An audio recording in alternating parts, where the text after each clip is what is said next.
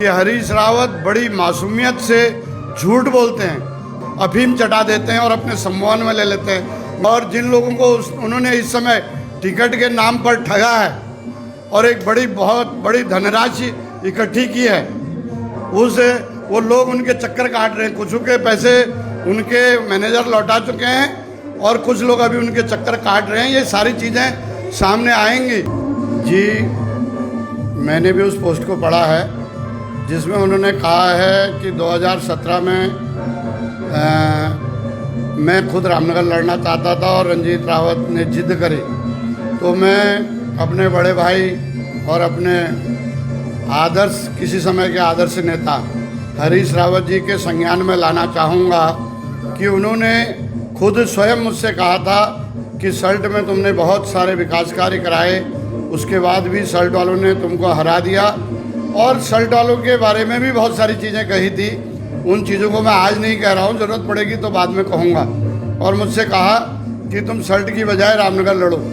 जब मैंने रामनगर तैयारी शुरू कर दी तो लास्ट में उन्होंने अपनी मंशा एक दिन जाहिर की कि तुम सल्ट चले जाओ। मैंने कहा जी मैं फुटबॉल नहीं हूँ, मैं पहले आपने कहा रामनगर लड़ो और अब करो सल्ट चले जाओ, तो ये संभव नहीं है। ये मैंने ज़रूर कहा और मैं हमेशा अपनी बात पर टिकता हूँ, जो कहता हूँ उसको करता हूँ। मुझसे एक ही गलती हुई है कि इस बार मैं अपने कुछ साथियों के समझाने की वजह से पार्टी का वास्ता दे करके उन्होंने मुझे जो है सल्ट जाने के लिए सहमत कर दिया। वो मेरी राजनीतिक भूल थी बड़ी इस बीच।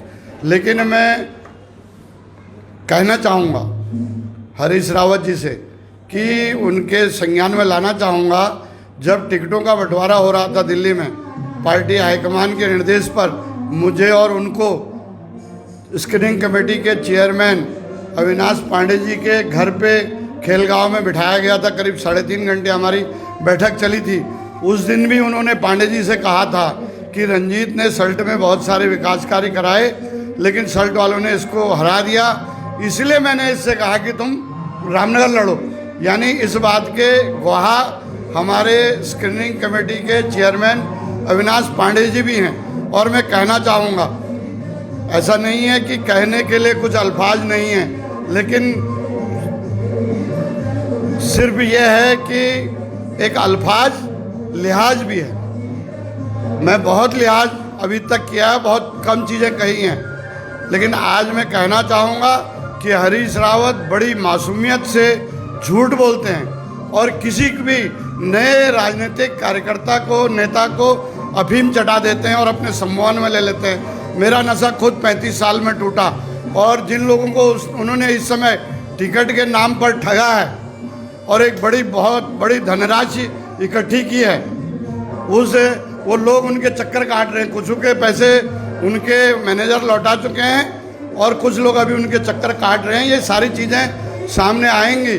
वो झूठ बोलते हैं मासूमियत से। पहले लोग समझते नहीं थे, अब लोग समझने लग गए हैं। और मैंने साल भर पहले एक बयान दिया था कि हरीश रावत की मनोदशा ठीक नहीं है, उनको आराम की ज़रूरत है। मैं आज फिर अपनी उस बात पे कायम हूँ। उन्होंने पिछले सल्ट उपचुनाव से पहले एक बयान दिया था कि सल्ट में भाजपा को वॉकओवर दे देना चाहिए।